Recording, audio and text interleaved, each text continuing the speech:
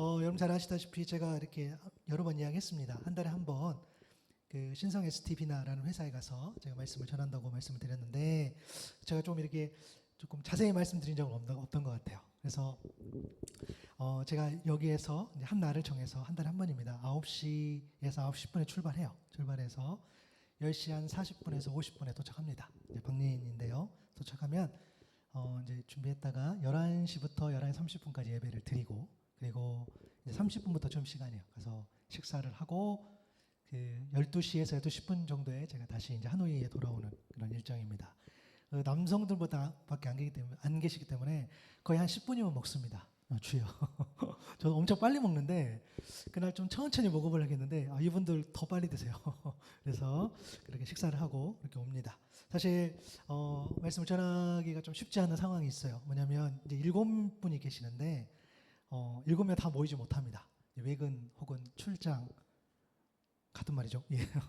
그다음에 바쁘시거나 혹은 한국에 가시거나 뭐 이런 일정 때문에 다 못 뵈기도 하고 그리고 결정적으로 7분 다 교회를 안 다니세요. 신앙생활을 안 하시고 또 그 한 가정 빼놓고는 다 이렇게 혼자 나오셨어요. 자녀들이랑 아내분이 한국에 계신 거죠. 그렇기 때문에 여기 하노이 살지 않으시고 이제 거기 사십니다. 이제 거기 회사 근처에 사시다 보니까 뭐 주중회라든가 혹은 이렇게 뵐 기회가 이제 거의 없습니다. 특별한 경우가 아니고서는 이렇게 뵙지 못해요. 그리고 한 달에 한 번 이렇게 가기 때문에 그 30분 안에 한 달에 한 번 30분이기 때문에 제가 고민이 많았습니다. 물론 교제도 하고 이렇게 하면 좋은데 한 달에 한 번 가는데 그 30분 안에 교제하고 안부하고 이렇게 하면은 도무지 이제 말씀을 이렇게 전할 수가 없겠더라고요. 그리고 좀 너무 모임이 가벼워지지 않을까라는 생각에 그분들이 듣든지 아니 듣든지 이제 어찌됐든 기도하고 말씀을 준비해서 이렇게 하고 말씀만 좀 전하는 시간이었어요. 그러면서 머리는 항상 상상을 했습니다. 따로 법인장님이 저를 불러서 목사님 너무 어렵습니다. 좀 쉽게 하시죠. 이렇게 하면 어떨까? 그리고 그냥 좋은 말씀 해주시면 안 될까라는 그런 권면을 또 듣지 않을까? 그런 피드백이 오지 않을까라는 생각을 한 적이 있어요. 그러면 제가 어떻게 가서 좋은 말, 교훈이 되는 말을 어떻게 그것만 할 수 있겠습니까? 그러면 그렇게 할 수 없습니다라고 하면 저는 잘리겠죠. 제가 여기까지 이렇게 생각을 했어요. 이제 그런 생각을 이렇게 했었는데 이제 문제는 이분들이 아무도 그런 이야기를 안 합니다. 그냥 그 시간에 오시면 그냥 잘 듣습니다. 그분이 듣든지 안 듣는지 잘은 모르겠는데 그냥 잘 들어주세요. 부정적인 피드백을 한 번도 안 하세요. 그래서 제가 더 마음이 급해졌어요. 큰일 났다 이거. 그럼 어찌됐든 이 메시지를 잘 전해야 되는데 라는 생각을 했습니다. 제가 이제 마음이 급해진 거죠. 그러면서 물론 그래도 1년 이상 시간이 지났으니까 여러 가지로 고민 중에 최근에 갑자기 불현듯 그래 이왕 이렇게 된 거 내가 그냥 성경의 스토리를 그냥 짧게라도 요약을 해서 아니 이분들에게 그냥 성경책을 그냥 들려줘야 되겠다라는 생각을 하게 됐어요. 그래서 그 세번역 성경을 이용하면 될 것 같죠. 그래서 그렇게 좀 해야 되겠다라고 생각을 했습니다. 그리고 나서 2달 전에 성경이 무엇이고 또 성경이 왜 하나님의 말씀이고 또 어떤 목적이 뭘까라는 것들을 좀 정리해서 말씀을 드렸고 지난주에 가서는 이번 달 모임 지난주 갔었는데 구약 성경에 관해서 이제 9조 정도는 말씀을 드렸어요. 구약이 39권인데 거기에 17권이 그 역사를 실어놨고 그 관련된 거 17권이 예언의 말씀이 담겨 있고 그리고 한 5권 정도는 개인의 어떤 신앙의 고백이 담겨 있고 뭐 이런 내용들 얼마나 싫겠어요. 딱딱하죠. 그래도 안 할 수 없어서 그리고 나서 창세기부터 내용을 잘 정리해서 말씀드려야 되겠다라는 생각을 했습니다. 그런데 이제 문제는 저한테 있는 거예요. 제가 창세기 1장 1절부터 내려가는데 이게 글이 잘 안 읽혀지는 거예요. 여러분 창세기 1장 1절부터 5절 말씀인데 우리 한번 같이 읽어보겠습니다. 시작. 태초에 하나님이 천지를 창조하시니라. 땅이 혼돈하고 공허하며 흑암이 깊음 위에 있고 하나님의 영은 수면 위에 운행하시니라. 하나님이 이르시되 빛이 있으라 하시니 빛이 있었고 빛이 하나님이 보시기에 좋았더라. 하나님이 빛과 어둠을 나누사 하나님이 빛을 낮이라 부르시고 어둠을 밤이라 부르시니라. 저녁이 되고 아침이 되니 이는 첫째 날이니라. 아멘. 사실 여러분 우리는 익숙하잖아요. 그죠? 아무리 몰라도 제 생각에는 창세기 1장 1절에서 5절 정도 저는 한 여러분 100독은 했을 것 같아요. 할렐루야. 저 100번은 더 읽었었을 것 같아. 그죠? 해마다 우리 창세기부터 더 읽어 나가잖아요. 그렇죠? 근데 그렇죠. 맨 처음 하나님이 천지를 창조하셨고 또 그때는 혼돈과 공허와 기품이 있었고 첫째 날에 빛이 있었고 빛과 어둠을 나누시고 빛을 낮이라 부르시고 어둠을 밤이라 부르셨습니다라고 하면 되겠죠. 그런데 그게 안 넘어가지더라고요. 왜냐하면 태초로가 언제이지?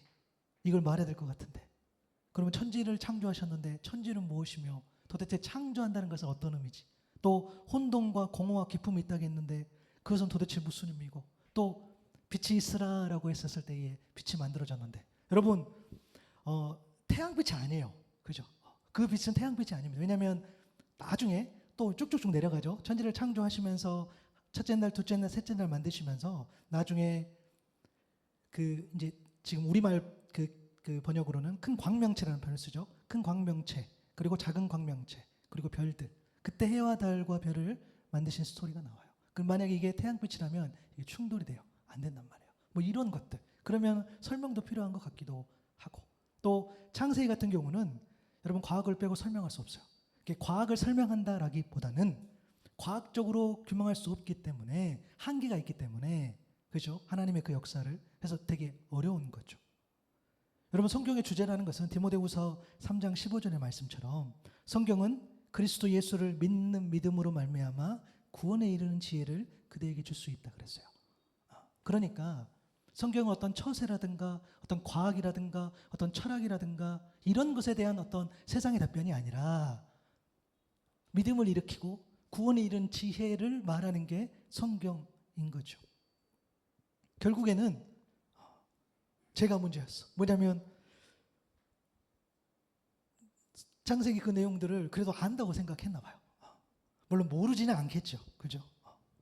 모르지는 않을 겁니다. 그런데 너무 제가 그래서 지금도 좀 부끄러워요. 내가 너무 이걸 좀 가볍게 생각했구나라는 생각이 좀 들어졌습니다. 여러분 오해 없으시길 바랍니다. 말씀을 완벽하게 다 알아야 된다는 그런 말씀을 드리는 게 아니에요. 어떻게 말씀을 완벽하게 다 알고 이 자리에 제가 올라올 수 있겠어요? 못해요. 평생 못해요. 그런 의미가 아니라 그럼에도 불구하고 난 알아야 되겠죠. 제가 뭘 알아야 되냐면 내가 말씀을 잘 모르구나. 그러니까 늘 배워야 한다는 그런 태도를 잃지 않아야 되는데 머리와 지식의 문제가 아닌 거죠. 마음과 태도의 그런 문제인 거죠. 말씀이라는 것이 계속해서 알아가는 것인데 어느 시점에서 배움을 멈춰도 되는 그런 일이 아니라는 거예요. 창세기 정도는 어렵지 않다고 생각했나 봐요. 그래가지고 제 마음이 막 급해졌습니다. 물론 알아서 잘 전한다라는 개념보다는 누구를 만나든지 간에 말씀을 잘 전달할 수 있어야 되겠죠. 상대방이 누구인 그 상황에 따라서 그 상대방이 그래도 신앙생활을 많이 하고 또 말씀에 그래도 조금 깊이가 있다라고 하면 깊이 있게 이야기할 수 있고 잘 모르면 사실은 또 맞춰서 이야기해야 되는 경우도 생기죠. 그렇죠. 그것은 목회자뿐만 아니라 누구든지 말씀을 전해야 하고 씨를 뿌리는 것. 그것은 정말 하나님이 기뻐하시는 줄로 믿습니다. 그래서 우리에게는 참 그런 일들이 중요하다는 거예요. 그러면서 왜 하필이면 이때에 하나님께서 그 회사를 물론 그냥 매월 한 달에 한 번씩 하는 그 일들에 대해서 조금 더 이렇게 그 성경을 전해야 된다는 그런 마음을 주셨을까라는 것을 좀 곱씹어 보면서 그때 제가 어떤 글을 좀 읽게 됐는데 저는 이거에 성령께서 읽게 하신 줄로 저는 믿어요. 그래서 이엔 바운조 목사님 쓰신 책 중에 은혜는 기도를 타고 내려온다라는 이 책의 글의 내용에 보면 이런 글이 있습니다. 목회자가 감당해야 할 가장 중요한 업무는 하나님을 잃어버리지 않도록 믿음이 사라지지 않도록 기도를 게을리하지 않도록 사람들을 돌이키는 일이다. 그리하여 그 사람들이 습관적으로 기도하고 하나님을 신뢰하며 하나님을 기억하고 하나님의 뜻을 행하도록 양육하는 것이다. 말씀을 전파하는 목회자는 단지 사람들을 설득해서 교회에 다니도록 하거나 더 나은 삶에 도달하러 도와주라고 보내심을 받은 게 아니다. 목회자는 성도들로 하여금 기도하도록 하나님을 신뢰하도록 그 성도들의 눈앞에 항상 하나님이 계시도록 하여 하나님께 죄악을 저지르지 않게끔 도와주어야 한다. 그렇습니다. 여러분 하나님을요 잊어버리지 않도록 하고 또 그래서 믿음이 사라지지 않도록 기도가 게을르지 않도록 사람들을 도와서 하나님께로 돌이키는 것. 그것은 목회자뿐만 아니라 우리 그리스도인을 향한 하나님의 부르심인 줄로 믿습니다. 하나님을 몰랐던 분들에게 하나님을 전하는 것이 중요한데 어찌 보면 더 중요한 게 뭐냐면 그 전했던 내용을 잊어버리지 않도록, 그 전했던 내용들을 까먹지 않도록, 그 전했던 내용, 그 은혜를 다시금 이렇게 돌려서 또 생각할 수 있도록 그렇게 계속해서 전하는 것이 하나님이 우리를 향한 그런 부르심이라는 거예요. 여러분, 물론 무언가를 잊어버린다는 것은 하나님의 질서 안에 있는 자연스러움입니다. 그렇죠? 내가 잊어버려. 막을 수 없어요. 그리고 사실은 잊어버린다는 것은 여러분 은혜죠. 내 안에 있는 그 많은 아픔, 그 상처, 그 절망들이 잊혀지지 않는다면 여러분 얼마나 고통스럽겠어요. 평생 마음에 담고 있는 상처도 있을 수도 있고 바로 직전에 혹은 어제 혹은 지난주에 내가 받은 상처가 있을 수 있는데 그 상처들이 안 잊혀버린다면 얼마나 괴롭겠어요. 그러니까 자연스럽게 잊게 되는 것은 사실은 좋은 일이죠. 그럼에도 하나님을 잊어버리는 것은 곧 생명을 잃는 것 같다는 거예요. 믿으시죠? 하나님을 잊어버리면 그렇게 돼요. 하나님을 잊어버린다는 것은 생명을 잃고 삶의 목적과 의미와 방향을 잃어버린 것과 같다는 거예요. 창세기 1장 27절 28절에 보면 너무 유명한 말씀이죠. 우리 한번 읽어볼까요? 시작. 하나님이 자기 형상 곧 하나님의 형상대로 사람을 창조하시되 남자와 여자를 창조하시고 하나님이 그들에게 복을 주시며 하나님이 그들에게 이르시되 생육하고 번성하여 땅에 충만하라 땅을 정복하라 바다의 물고기와 하늘의 새와 땅에 움직이는 모든 생물을 다스리라 하시니라. 아멘. 여러분, 우리는 잊어버리면 안 됩니다. 저와 여러분은 이 땅에 그냥 우연히 오게 된 존재가 아니라는 거예요. 여러분, 이것은 매일 또 매주 고민했으면 좋겠어요. 고민이 아니죠. 묵상한 거죠. 그리고 믿는 거죠. 하나님의 철저한 섭리 계획 속에서 하나님의 형상대로 지음을 받은 존재라는 거예요. 그냥 뚝 떨어지고 그냥 나와서 그냥 우연히 이게 아니라는 거예요. 그렇기 때문에 각자에게 분명한 삶의 이유가 있는 줄로 믿습니다. 그리고 저와 여러분 하나님의 복을 받은 존재, 하나님이 복을 주셨다겠어요. 그런 존재인 거죠. 저와 여러분 하나님이 지으신 온 우주 만물을 물물 안에서 생육하고 번성하고 땅에 충만하라는 그 부름을 받았어요. 저와 여러분은 그리스도 안에서 복 자체임을 믿습니다. 이때 복이라는 게 뭐겠습니까? 기쁨이요, 좋음, 선한 것들, 긍정이고. 그래서 우리 그리스도인들이 온전한 그리스도인들이 가는 곳마다 그것이 복을 받고 그것이 선한 것으로 변화되고 이것이 하나님 우리를 향한 그런 뜻인 거죠. 그런 의미에서 우리는 온전한 하나님의 계획 안에서 우리가 지금 살아가고 있다는 겁니다. 이사야 43장 21절의 말씀처럼 이 백성은 나를 위하라고 내가 지은 백성이다. 그들이 나를 찬양할 것이다. 아멘. 저 여러분은 지으신 이유를 잊어버리면 안 된다는 거예요. 하나님이 원하시는 삶은 저 여러분이 하나님을 온전히 찬양하는 삶. 여러분 찬양한다는 게 뭐죠? 칭찬하고 우러러보고 존경하고 찬양의 대상이 행한 일과 그 뜻을 따르는 것이 그를 찬양하는 삶이겠죠. 내 때에 내 방법으로 내 뜻으로 내 의지로 내 노력으로 나의 생각으로 하나님을 높이는 것이 아니죠. 하나님의 때에 하나님의 방법으로 성령의 능력을 의지해서 그 하나님의 뜻을 높이고 그 뜻에 행하는 삶이 곧 하나님을 찬양하는 삶의 본질. 그것은 하나님을 잊어버리지 않을 때 그렇게 가능한 줄로 믿습니다. 이런 묵상 속에서 하나님 제게 또 깨달음을 주셨던 게 뭐냐면 그래 그 회사에 가서 다른 이야기 안 하고 하나님에 관한 이야기를 지금까지 했는데 믿음을 이야기하고 구원을 이야기하고 하나님을 이야기하고 예수님을 이야기하고 성령님을 이야기했는데 그것을 잊어버리지 않게 해야 하겠구나. 그렇게 하지 않는 게 좋겠다라는 그 마음들을 주셨어요. 그래. 그래서 그 스토리를 잘 정리해서 그들에게 잘 전하고 또 나도 정립하고 또 교회를 섬기는 여러분들과 나누면서 그래 메시지를 더 분명하고 더 선명하게 이렇게 다져가야 되겠다라는 그런 또 생각들을 하게 됐습니다. 그런 비전도 생긴 거죠. 여러분들하고 더 성경을 더 깊이 있게 보는 거죠. 여러분 이처럼 하나님을 잊어버리지 않도록 특히 수고한 인물이 성경에서 그 인물을 성경에 찾아본다고 한다면 여러분 모세가 아닐까 싶어요. 모세가 이스라엘 백성들에게 가장 중요한 사건일 수 있는 그런 출애굽과 광야 생활을 이끈 인물이죠. 모세는. 여러분 출애굽하면 뭡니까? 하나님이 택하신 하나님의 자녀를 어떻게 구원하시는가인 거죠. 건져내시는 거죠. 그게 출애굽이라면 광야는 뭐죠? 구원받은 하나님의 자녀가 어떻게 살아야 하는가. 그 구원자의 삶을 그 광야의 시간을 통해서 훈련하고 배우는 거죠. 오늘 본문이 담긴 성경은 모세가 쓴 신명기입니다. 여러분 신명기라는 이름에 주는 의미가 있어요. 이 신자는요. 거듭 되풀이하여라는 의미의 신자예요. 그러니까 하나님의 계명이 거듭되고 되풀이된다라는 것을 말해줍니다. 또 이 책의 영어 이름은 두 번째 율법이라는 뜻을 가진 그런 헬라 단어에서 왔어요. 그러니까 말씀이 반복된다는 것을 우리가 생각할 수 있어요. 신명기는 이스라엘이 이제 막 요단강을 건너서 하나님이 가라고 하신 그 가나안 땅을 이제 정복하는데 그 전쟁을 시작하기 직전에 마지막으로 머물렀던 그 모압 평지에서 모세가 자신의 죽음을 앞두고 전한 마지막 메시지입니다. 보통은 이제 고별 설교라는 표현을 써요. 유언 같은 거죠. 사실 신명기는요. 이미 출애굽기나 민수기를 통해서 그런 언급된 역사나 선포된 말씀이 반복이 돼요. 그래서 여러분이 창세기와 출애굽기 그 힘든 레위기를 넘어서 민수기 이렇게 넘어가면 신명기 1장부터 읽어 나가게 되면 되게 익숙한 것들이 나와요. 내용이 쭉 정리가 되는 거죠.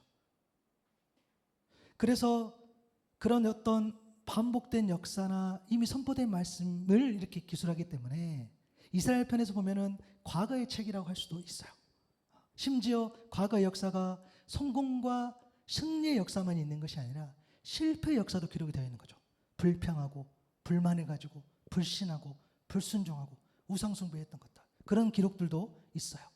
그럼에도 모세는 심혈을 기울여서 그 주신 약속의 말씀을 회상하고 강조합니다. 그런 의미에서 여러분 이 신명기 말씀의 목적은 분명해요.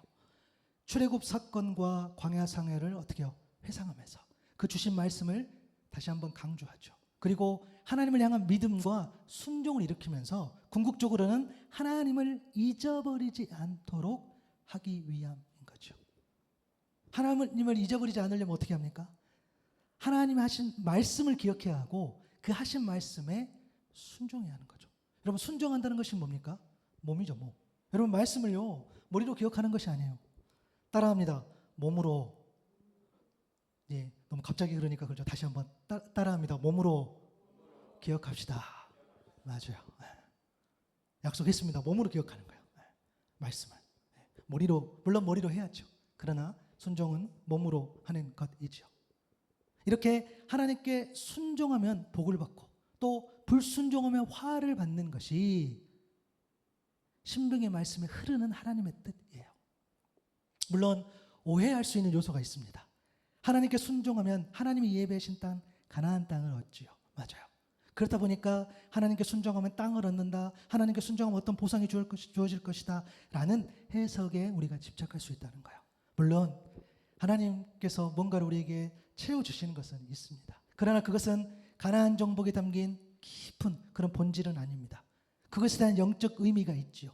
여러분 이스라엘 백성은 원래 애굽의 총이었어요. 노예였어요. 그런데 하나님께서 모세를 부르시고 출애굽하면서 이제는 노예에서 자유인의 신분을 바꿔준 거죠. 그것은 무엇을 의미하느냐? 여러분이 죄의 노예 상태에서 우리는 죄 때문에 죽고 죄의 속박에서 벗어나지 못해요. 평생 그 굴레에서 벗어날 수가 없어요. 우리는 그대로 살아가요. 그런데 그 죄의 속박에서 어떻게 합니까? 건져주셨다는 거예요. 하나님의 의로, 하나님의 자녀로. 그래서 저와 여러분은 오늘 예배하죠. 우리가 구원받은 자로서 하나님 앞에 마땅히 드리는 예배 찬양. 우리는 거기에서 구원받았기 때문에 건진받았기 때문에 그렇게 할 수 있는 거죠. 그리고 광야를 거쳐서 가나안 땅으로 나아가게 하시고 정착하게 하셔요. 이것에 담긴 영적 의미가 뭡니까? 광야라는 그 고난의 시간을 통해서 훈련받게 하시면서 이제는 영적인 자유, 하나님의 평안을 영원히 누릴 수 있는 그 하나님의 약속하신 땅, 그 영적 가나안에 이르는 것을 의미해요. 그렇기 때문에 저와 여러분이 온전히 예배할 때에 우리는 그 어디나 하늘나라라고 고백할 수 있는 거죠. 그래서 이스라엘 백성이 하나님께서 예비하신 가나안 땅으로 간다는 의미는 곧 뭡니까? 하나님께로 더 가까이 나아간다는 의미이겠죠. 그래서 여러분, 영적인 부흥이라는 게 그런 거예요. 만약에 우리 교회가 부흥한다라고 말했을 때에는 사람이 늘어나고 규모가 커지고 어떤 사역이 커지고 라는 의미가 아니라 교회가 더 하나님께 가까이 나가는 것. 여러분과 제가 부흥한다는 것은 여러분의 직분이 올라가고 여러분이 더 많은 것을 성취하고 여러분이 더 능력 있는 사람이 되고 여러분들이 더 뭔가를 얻는 그런 개념이 아니라 하나님과 더 친밀해서 더 가까이 가는 것. 그것이 온전한 부흥인 줄로 믿습니다. 성령의 능력을 의지해서 우리가 취해야 될 그 몫인 거죠. 그래서 하나님의 복은요, 어찌 보면 눈에 보이는 세상이 말하는 부와 명성과 명예와 지위와 영향력이라고 말할 수 없다는 거예요. 우리는 여전히 오늘도 여러분 하나님의 복에 대해서, 그 복에 대해서, 하나님께서 채워주심에 대해서 우리는 갈망하고 있죠. 맞아요. 저도 하나님이 많이 채워줬으면 좋겠어요. 여러분도 많이 채우심을 받기를 바랍니다. 맞아요. 내가 몸이 건강하지 못하면 건강함으로 채워줌을 당하고, 내가 재정 때문에 힘들면 재정이 채워지고, 내가 회사나 일터나 다른 공동체에서 내 직급이 올라가기를 원하고 내 영향력이 커지기를 원할 때에 그것들이 채워지기를 바라는 것은 맞아요. 우리가 하나님 앞에 구할 수 있죠. 그런데 하나님은 분명히 말씀하세요. 진짜 하나님의 복의 본질은 여러분 하나님과의 관계에서 비롯된다는 거예요. 그 복. 마치 신명기 말씀을 통해서 순종하면 복을 받고 불순종하면 화를 입는 그 흐름 속에서 그럼 과연 진짜 복이 뭔가라를 묵상했을 때에 그 복의 본질은 하나님과의 관계에서 비롯된다는 거예요. 뭔가를 얻는 의미가 아니라는 거예요. 여러분 이런 거겠죠. 여러분 혹시 농구 좋아하시는지 모르겠는데 조던 타임이라는 말이 있습니다. 그렇죠? 한번 들어봤을 것 같아요. 조던은 이 미국 농구의 전설이죠. 농구를 몰라도 마이클 조던 정도 이름은 들어봤을 겁니다. 그가 경기가 끝날 무렵에 대략 한 5분 전이겠죠. 승패의 위기 상황에서 맹활약함으로 경기를 승리를 이끌 때 그 시간을 조던 타임이라는 표현을 씁니다. 그가 벼랑 끝 같은 상황에서 압도적인 역량을 발휘해서 팀이 승리하는 그 순간이 조던 타임이겠지만 또 때로는 그만큼 특정 선수의 어떤 결정적인 활약이 돋보일 때도 그런 표현을 쓴다는 거예요. 근데 여러분 잘 생각해 보세요. 누구에게나 다 이 조던 타임이라는 표현을 쓰진 않아요. 사람들이 누군가에게 조던 타임이라는 말을 사용할 수 있는 것은 그 누군가를 그만큼 신뢰했기 때문이에요. 다른 사람은 몰라도 너라면 가능해. 너라면 이길 수 있어. 너라면 지금의 상황을 뒤집을 수 있어. 너라면 지금의 상황이 변화되지 않고 온전히 유지할 수 있어. 라는 거죠. 복은 이런 겁니다. 하나님이 저와 여러분을 보면서 야, 다른 사람은 몰라도 너라면 가능해. 너라면 할 수 있어. 너라면 믿을 수 있어. 너라면 지금의 상황에서 흔들리지 않고 나만 바라보며 따라올 수 있어. 너만은 가능해. 이러한 하나님의 칭찬, 이러한 하나님의 인정, 이러한 하나님의 신뢰, 이것이야말로 하나님의 진짜 복인 줄로 믿습니다. 그게 복이라는 거예요. 왜냐하면 눈에 보이는 물질, 소유는 곧 사라지지만 하나님의 관계는 영원토록 지속되기 때문입니다. 마태복음 25장 21절에 보니까 그 주인이 이르되 잘하였도다 착하고 충성된 종아, 내가 적은 일에 충성하였음에 내가 많은 것을 내게 맡기리니 내 주인의 즐거움에 참여할지어다 하고. 여러분 하나님의 복은요 소유가 아니라 하나님의 칭찬과 인정을 받아 충성되게 쓰임 받을 때, 그래서 하나님의 즐거움에 참여하는 것, 이게 온전한 복이라는 거예요. 사도행전 13장 22절에도 말씀처럼 내가 이새의 아들 다윗을 만나니 내 마음에 맞는 사람이라 내 뜻을 다 이루리라 하시니라. 하나님의 복은 뭐죠? 하나님의 마음에 맞음으로 하나님의 뜻을 이루는 사람으로 쓰임 받는 것이죠. 신명기 34장 10절에서 12절에 보니까 모세에 대한 평가죠. 그 후에 이스라엘 모세와 같은 선지자가 일어나지 못하였나니 모세는 여호와께서 대면하여 아시던 자, 그를 애굽 땅에서 보내사 바로와 그의 모든 신하와 온 땅의 이적과 기사 그리고 큰 권능과 위엄을 행하게 하심에 온 이스라엘 목전에서 그것을 행한 자. 하나님의 뜻을 이루기 위해서 많은 이들을 행한 자이지만 정말 모세가 복받은 자라고 말할 수 있는 것은 대면하여 아시던 자라는 평가 때문이에요. 세번역 버전에서는 이런 표현을 씁니다. 주께서는 얼굴과 얼굴을 마주대어 말씀을 나누는 자가 모세에 대한 평가예요. 너무너무 그런 사람이 되고 싶어요. 얼굴과 얼굴을, 하나님과 얼굴과 얼굴을 마주대어 말씀을 나누는 자. 이것이 진정한 복이라는 거야. 하나님 앞에 칭찬받고 인정받는 사람으로서의, 다른 사람 몰라도 너라면 가능해. 다른 사람 몰라도 이 일은 너에게 맡기면 충분해. 이런 상상도 해봅니다. 하나님과 천사들이 회의를 하고 있어요. 하나님, 저기에 누군가를 보내야 됩니다. 거기에 강 목사 보내. 거기에 정집사 보내. 거기에 이 선생 보내. 이런 것들. 물론 너무 힘든 데를 보내지 않았으면 좋겠는데 그런 마음은 있지만, 여러분, 그것이 온전한 복이에요. 이렇게 진정한 하나님의 복에 이르기 위해서는 하나님을 잊어버리지 않아야 하고 하나님이 주신 말씀을 잃어버리지 않아야 합니다. 그렇죠? 그래야 우리가 하나님과 동행할 수 있다는 거죠. 이 영적 원리를 모세는 누구보다도 잘 알고 있었어요. 그래서 오늘 본문 9절을 이야기하는 거죠. 오직 너는 스스로 삼가며 내 마음을 힘써 지키라. 그리하여 내가 눈으로 본 그 일을 잊어버리지 말라. 내가 생존하는 날 동안에 그 일들이 내 마음에서 떠나지 않도록 조심하라. 너는 그 일들을 내 아들들과 내 손자들에게 알게 하라. 여러분, 모세가 하나님 말씀을 통해 잊어버리지 말라고 한 것은 뭐였습니까? 네가 눈으로 본 그 일입니다. 네가 봤었잖아. 본 그 일 잊어버리지 마. 여러분, 여기서 스스로 삼가라는 말은요, 지키라라는 말과 같은 원어예요. 그러니까 너는 주의를 기울이고 집중하며 지켜. 그리고 네 마음을 힘써 보호하고 유지하며 지켜라는 거죠. 무엇을? 네가 눈으로 본 그 일을 지키라는 거예요. 여러분, 그 말은 무슨 말입니까? 지키라는 말은 머리에 담아서 지키라는 의미가 아니죠. 가슴에, 심령에, 여러분의 속사람에 새기라는 거예요. 언제까지? 삶으로 드러날 때까지, 몸으로 기억할 때까지. 그 일의 구체적인 것이 네 아들들과 네 손자들에게 알게 하라 하는 거겠죠. 자녀들에게, 더 나아가서 이웃들에게 알게 하는 그 지킴을 이야기합니다. 모세가 내가 눈으로 본 그 일은요, 오늘 본문 10절과 14절에 기록이 되어 있어요. 그리고 말씀드렸잖아요. 지금 모세는 회상을 하면서, 그러니까 옛날 이야기를 하면서 있었던 내용들을 메시지로 전하고 있어요. 근데 그 본 메시지가 뭡니까? 출애굽기 19장의 내용이에요. 이스라엘이 시내산에서 하나님과 언약을 맺었던 그러한 장면.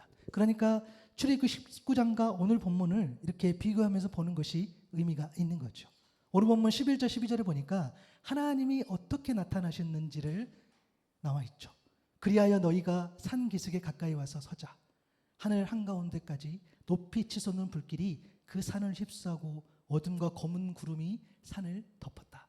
주께서 불길 속에서 너희에게 말씀하셨으므로 너희는 말씀하시는 소리만 들었을 뿐 아무 형상도 보지 못하였다. 너희는 오직 소리를 들었을 뿐이다. 라는 회상을 합니다. 그럼 그 19장의 내용은 이렇게 기록이 되어 있던 거죠. 출애굽 19장 16절 19절에 보니까 마침내 셋째 날 아침이 되었는데 번개가 치고 천둥 소리가 나고 짙은 구름이 산을 덮은 가운데 사냥불 나팔 소리가 우렁차게 울려 퍼지고 진에 있는 모든 백성이 두려워 떨었어요. 모세는 백성이 하나님을 만날 수 있게 진으로부터 그들을 데리고 나와서 산 기슭에 세웁니다. 그때의 시내산에서는, 신명기에서는 호렙산이라는 표현을 쓰는데, 이 시내산에서는 주께서 불 가운데서 그곳으로 내려오셨으므로 온통 연기가 자욱했는데 마치 가마에서 나오는 것처럼 연기가 솟아오르고 온 산이 크게 진동하였다. 나팔 소리가 점점 더 크게 울려 퍼지는 가운데에 모세가 하나님께 말씀을 하려니 하나님이 음성으로 그에게 대답하셨다라고 기록이 되어 있어요. 그러니까 출애굽기 19장의 내용을 신명기에서 회상하면서 묘사하는 거죠. 그렇기 때문에 사실 말씀에 약간의 차이가 있을 수는 있겠죠. 그러나 공통점은 분명합니다. 첫 번째 공통점이 뭐였죠? 평소와 다른 웅장함이 있었어요. 두려울 수밖에 없는 그 웅장함. 사람은 연출할 수 없는 그 어떤, 어찌 보면 환상 같은, 어찌 보면 황홀한 그런 어떤 장면들이 느껴지는 거죠. 사실은 우리가 하나님을 경험하는 것이 그런 거예요. 내가 다른 사람에게 설명할 수 없어요. 저도 개인적으로 하나님을 깊이 있게 만났을 때 여기 이렇게 가슴이 막 뜨겁게 아프게 그렇게 느껴질 때도 있고, 이 손에 이렇게 막 그 전기 일어난 것처럼 뭐 그런 경험도 이제 개인적인 경험이죠. 한때도 있어요. 그것을 자주 하면 너무 힘들지만 그래도 한 번씩 하는 것이 하나님 나와 정말 함께 하시냐라는 그런 개인적인 고백을 그런 생각을 하게 된 때도 있죠. 그만큼 사람에게 설명할 수 없지만 그런 내가 느끼는 웅장함이 있죠. 평소와 다른 그때 그 분위기인 거죠. 그게 공통점이 하나 있고 또 하나는 하나님의 형상은 없지만 오직 음성으로만 존재하시다는 거예요.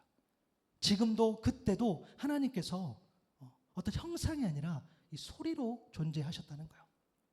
사실 여기에서 우리에게는요 너무 하나님의 놀라운 배려가 있어요. 뭐냐면 만약에 하나님께서 어떤 모습으로 나타나셨다 하면 우리는 그 형상 자체를 우상처럼 받들고 살았을지도 몰라요.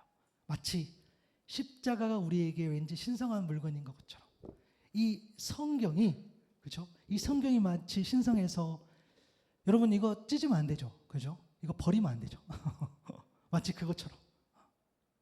여러분 제가 말씀드렸잖아요. 하나님이 원하시는 것은 하나님은 이것을 여러분들이 잘 놔둬서 모셔다 놓고 깨끗이 하고 이것을 원하신 게 아니라 이것을 하도 많이 넘겨서 너덜너덜해서 찢어지는 거, 너무 많이 읽어서 찢어지는 거, 하나님은 그것을 더 원하신 줄 믿습니다. 대답 안 하시네요. 그것은 제 잘못.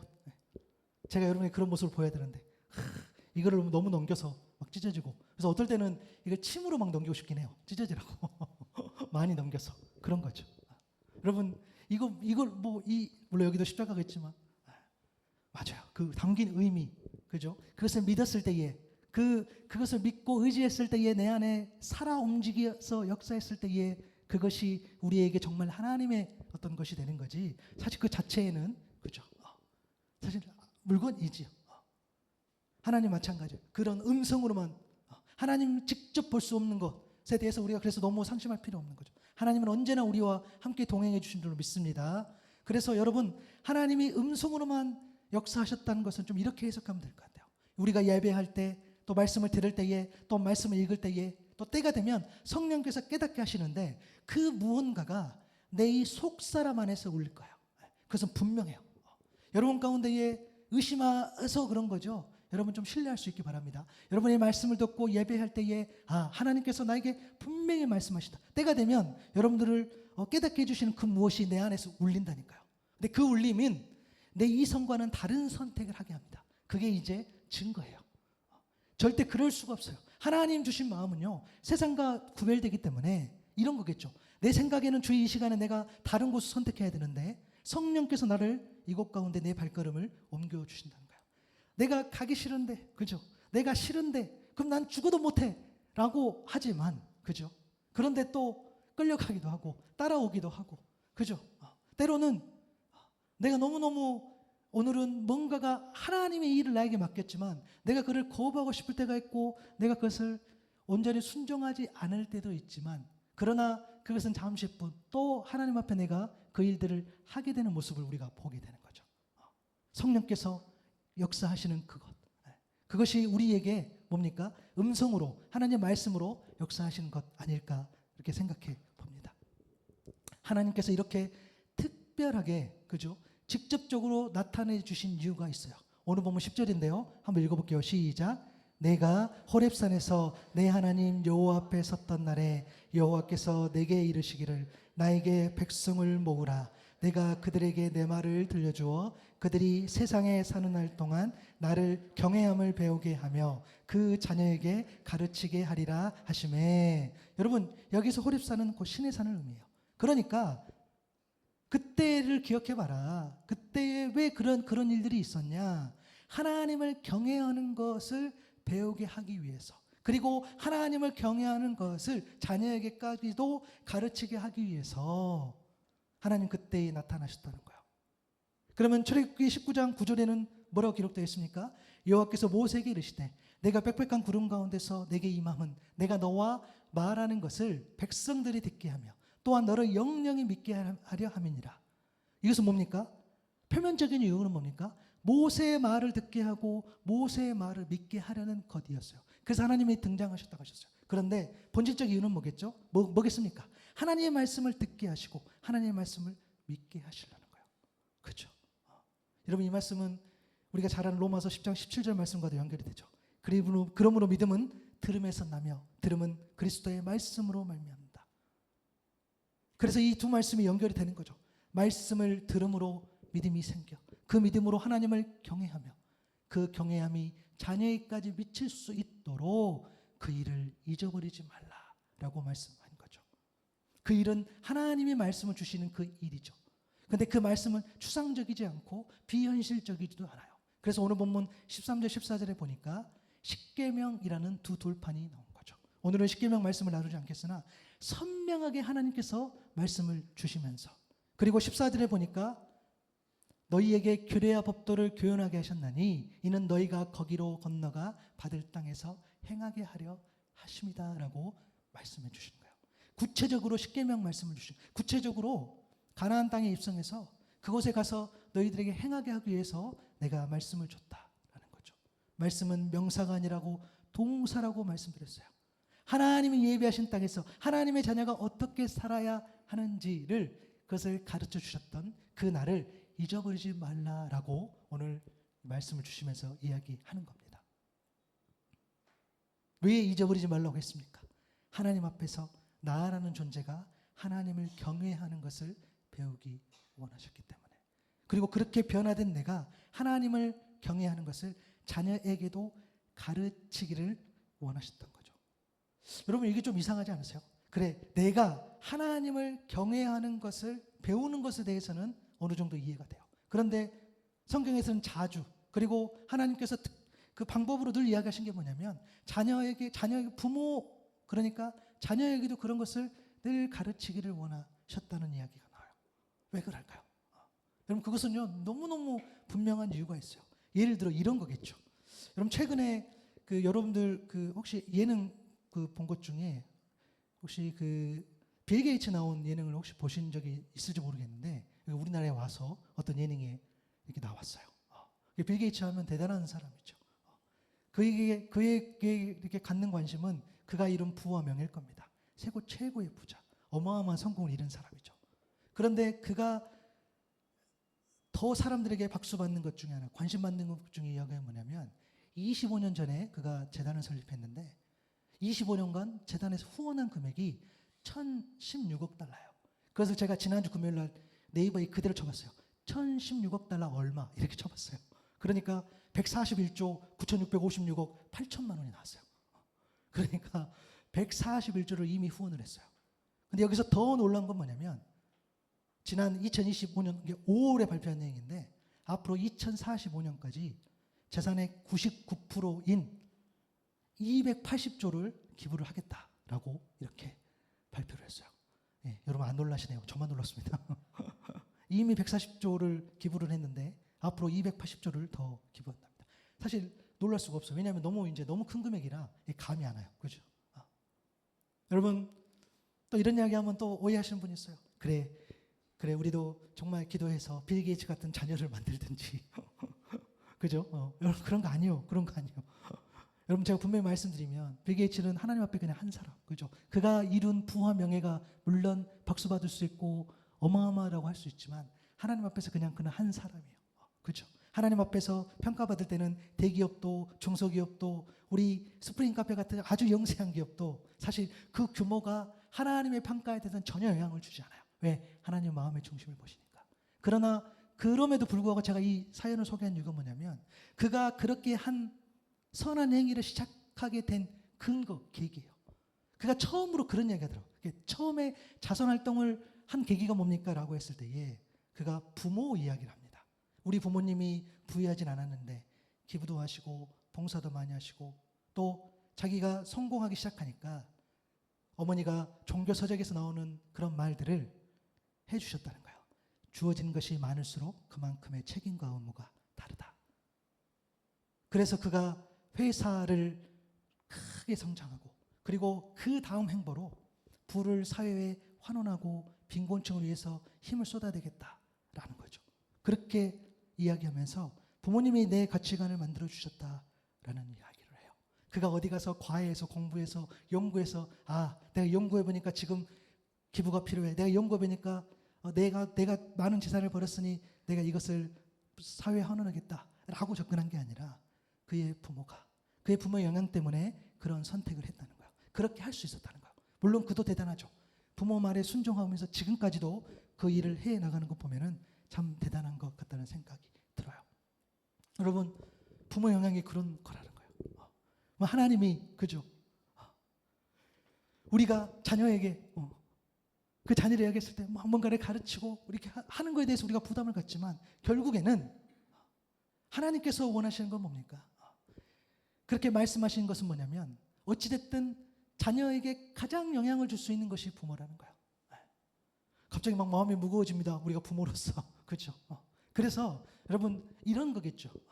우리가 부모로서 자녀에게 뭔가를 해야 되겠다. 내가 본을 보여야 되겠다라고 우리가 생각할 수 있으나 더 본질적으로는 뭐냐면 영향력이 흘러가는 것은 여러분 영향력이라는 것은 말에 있는 게 아니잖아요. 삶에 있는 거잖아요.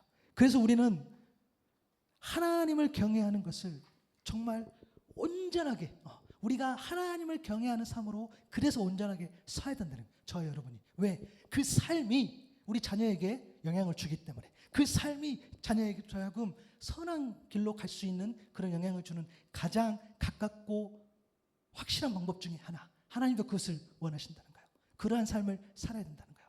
여러분 하나님을 경외한다는 것은 뭐죠?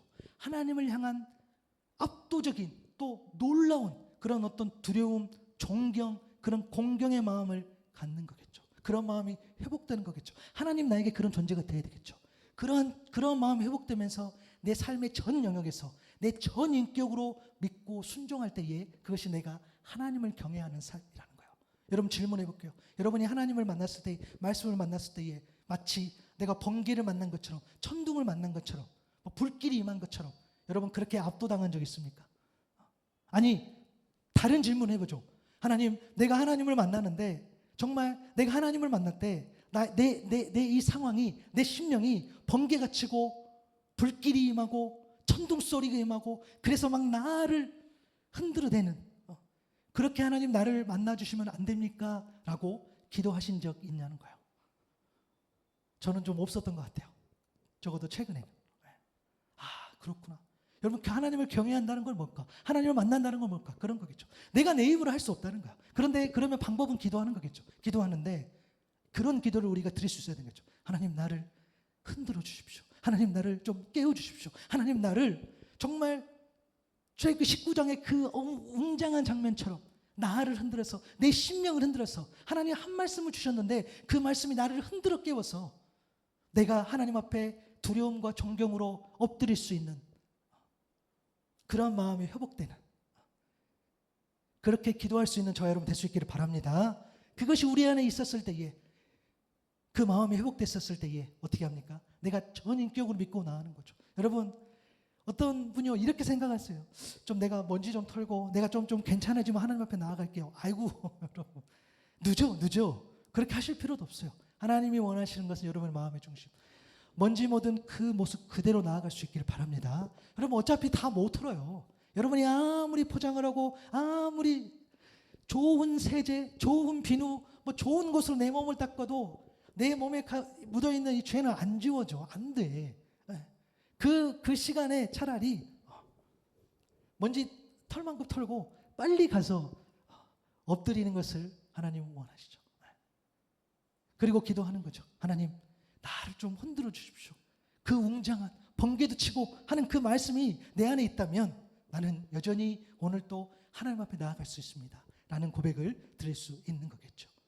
하나님을 향한 놀랍고 압도적인 두려움, 존경, 공경의 마음은 하나님의 말씀 안에 담겨 있는 줄도 믿습니다. 여러분이 삶을 살아갈 때에 하나님의 빛이 있으라 했음에 빛이 있었다라는 그 짧은 문장 한마디로도 그 말씀이 여러분의 심령을 흔들고 여러분 가운데에 온전한 빛으로 임할 수 있기를 바랍니다. 마치 이러한 것처럼 삶의 전 영역에서 정말 사소한 것 한 개까지도 묻고 하나님 앞에 나아갔을 때에 그러니까 오늘 예배에도 마찬가지겠죠.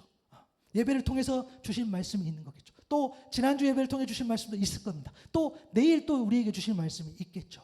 그러면서 우리는 그것을 잊어버리면 안 된다는 거죠. 우리는 기억해내야 되고 그것을 붙잡아야 된다는 거죠. 그렇게 나아갔을 때에 그렇게 관계를 맺었을 때에 우리는 온전히 하나님의 복을 누릴 수 있는 줄로 믿습니다. 그래서 여러분 우리가 조금 달리 접근해 보죠. 어차피 어쩔 수 없어. 자녀에게 그리고 혹은 나와 함께하는 누군가에게 나의 영향력이 간다는 것은 기정사실이야. 그러면 좋은 곳으로 갈 수 있게끔 나를 점검하는 거죠. 좋은 곳으로 흘러갈 수 있게끔 하나님께서 여러분을 여러분 가정 가운데에 말씀을 전하는 자로 세워주신 것은 다른 이유가 있는 것이 아니라 여러분으로 하여금 영적인 부모가 되어서 말씀을 흘려보내라 라는 그 부르심인 줄로 믿습니다. 그래서 오늘 저와 여러분은요 굉장한 또 거룩한 부담감을 갖고 있어야 돼요. 왜요? 아 그래 오늘 우리에게 만나게 해주는 사람들이 있는데 그들에게 메시지가 들어가고 있다는 거예요. 내 모습이 혹은 내 생각이 혹은 내 행동이 그들에게 흘러가고 있다는 거예요. 특히 자녀들에게는 굉장히 많이 흘러가고 있다는 거예요. 그렇죠? 그래서 우리 아이들도 있고 또 저도 아내도 있지만 늘 부담이에요. 내가 더 잘 살아내고 있는 건지 내가 더 하나님 앞에 온전히 서 있는 건지 이게 너무너무 부담이 될 때도 있으나 하나님은 그것을 원하신다는 거예요. 네가 경외하는 것을 배우고 네 자녀들까지도 그 경외하는 것을 가르치기를 원한다는 그 하나님. 그래서 너는 그것을 네가 본 것을 잊어보지 말라라고 말씀하신 그 하나님 앞에 우리가 온전히 순종할 수 있기를 바랍니다. 그리고 그렇게 순종하면서 잊지 않으면서 우리가 정말 복을 누렸으면 좋겠어요. 그 복, 하나님의 복. 다른 사람은 몰라도 너라면 가능해. 그 칭찬, 그 관계, 그 신뢰. 만약에 하나님이 저한테 그런 평가를 해주신다면 너무 좋을 것 같아요. 야 괜찮아. 강 목사 보내면 돼. 라는 그 하나님의 어떤 메시지. 이 모든 메시지를 여러분들 각자의 삶의 자리에서 누릴 수 있기를 바랍니다. 여러분이 그것을 누려서 정말 행복하게 사는 거예요. 사람들은 그 환경 가운데 어떻게 행복할 수 있냐라고 부를 수 있으나 나는 너무 좋아. 왜? 하나님 나 같은 자에게도 일을 맡겨주시고 나 같은 자들 보내주시고 나 같은 자에게도 하나님께서 너라면 돼 라는 그런 관계, 그런 평가, 그런 어떤 신뢰를 보내주셨으니 그런 거겠죠. 하나님 말씀을 만남으로 하나님이 말씀하신 그 일을 우리 잊어버리지 맙시다. 어제도 말씀하시고 오늘도 말씀하시고 내일도 말씀하실 그 메시지가 있을 겁니다. 하나님과 하나님의 말씀을 잃어버리지 않고 그 삶의 자세와 태도를 자녀에게 전하고 그렇게 하나님의 사람으로 살아갈 수 있는 저 여러분 될 수 있기를 바랍니다.